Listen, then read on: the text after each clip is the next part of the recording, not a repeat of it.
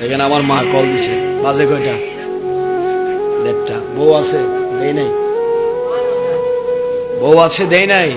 Call দিয়েছে কে? এটাই মা। মার ওয়াজ করছি, মা কল দিচ্ছে। ওই মাকে কষ্ট দেওয়া যাবে?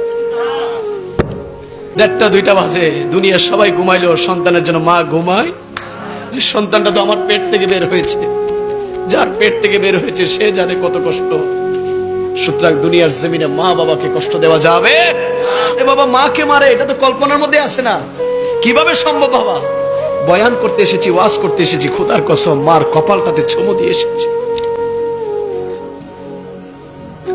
মায়ের কদমে চুমু দিয়ে এসেছি।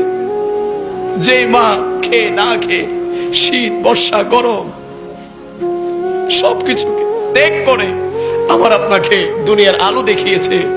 যে মায়ের পেটের মধ্যে আমি আপনি একটা নয়, দুইটা নয়, 10টা নয়, শত শত হাজার হাজার লাথি দিয়েছি।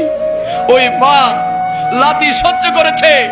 ওই একটা লাথি যদি আমরা আমাদের বাবার পেটের মধ্যে দিতাম, আমাদের বাবার সাথে সাথে মৃত্যুবরণ করত।